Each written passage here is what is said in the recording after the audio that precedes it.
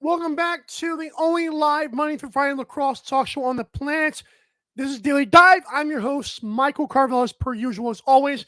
It is now 1:15 p.m. here on the East Coast in Georgia, home of the Swarm. Shout out to producer Joe, who's in Bandit Land up in Buffalo, New York. Okay, I promised you guys we'd get more into this game with the um, Toronto Rock and the New York Riptide. For more on this game, Mark Matthews had 11 points. He was awesome. Tom Schreiber shot 1 of 8, but also had 8 assists to help himself. Jeff Teat had 3 goals, but all of those were in the first half. He added 5 assists in the game. TD Erling dominated Jay Thornburg at the dot, 21 of 29. But now it's time to get into what we saw from this game, the ups and the downs, and everything in between. One of the ups I want to get into here and the positives is the Next Field sponsorship / partnership. There was some innovative technology. If I'll zoom in on this graphic real quick here, you'll notice the field is not as light green as it usually is, and that's because this was some new turf by a Montreal company called NEXX Field. That's Next Field. There was like I said, they sponsored it, they partnered it, they provided the turf. It was awesome to see some innovative stuff happening in this game. Like I said, the NLL has been trying to get sponsors, and this obviously helped, and obviously coincided with the field. And according to Pat Gregoire in the broadcast, we can probably ask some more players about that later on.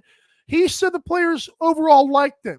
He said they were talking good about it. He said that they thought it felt good, and that was awesome to see that the league implemented that, and that Montreal company, Next Field, was able to do a good job. So that was a good thing to see.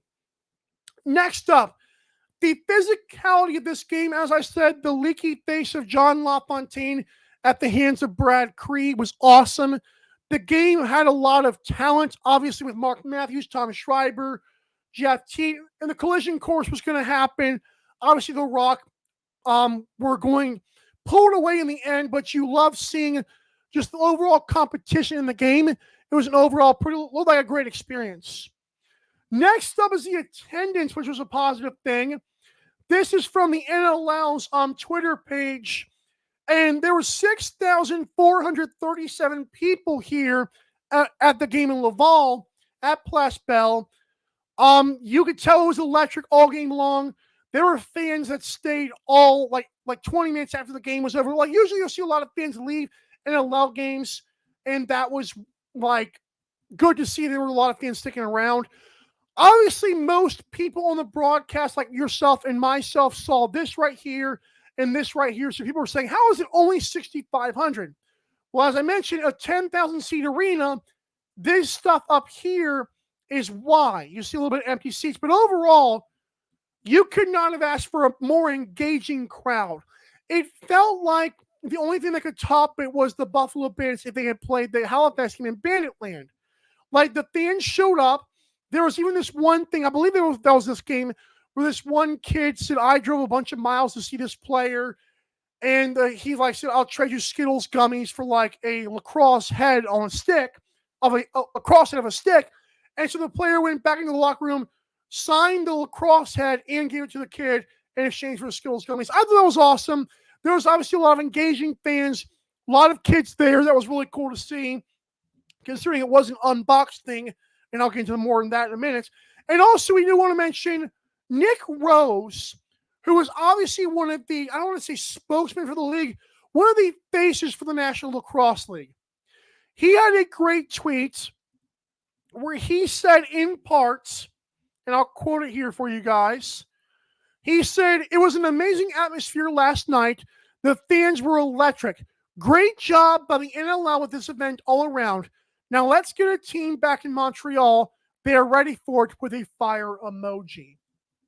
I thought that was great to see that Nick Rose, a star player, was embracing that. I doubt the league gave him any extra cash to say what he said. That was just pure, probably unfiltered Nick Rose. Nick Rose obviously is in contention for his first ever goalie of the year It'll be awesome if he won it, and I think he probably will at this point, considering Cameron Dunkerley was not as great in this game as he had been in previous weeks. But like I said, the fact that the star player spoke out in favor of it, the fact he said, let's get a team here, was also pretty cool to see. More on that possibly later in the week. I do want to say the two things I thought was confusing, and nothing big here. Just the fact, I love the fact that New York Riptide had this simple, awesome new uniform for this game. I wish Toronto Rock would have had the same idea, or at least somebody would have had the same idea for that. So that would have been like a nice little congruent thing to have. Like I said, not a big deal. My OCD probably did that to me. What the most, I want to say negative, but the most thing I would like the league to work on for the next UnBOXed series game is I felt like there wasn't a lot of promotion in terms of not promotion on social media, but the broadcast, you didn't really see a lot of UnBOXed conversations.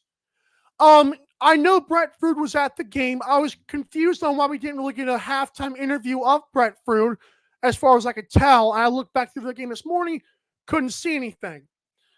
I just wish, besides from the Fooster logo on the boards, I wish there would have been like a little bit more in terms of like, hey, this initiative is all about this, this, and this. Again, it's not John Emmett's fault. It's not Patrick Guard's fault. I don't know if it's anybody's fault.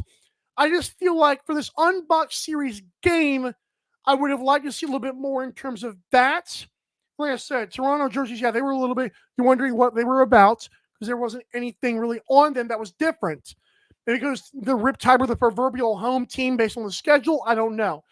But as I said before, for an UnBOXed series game with a logo, the French version of the logo, I would have personally liked to see, as a fan of the league, maybe, and I'm sure there was stuff going on inside the arena. Let me just get out of the way.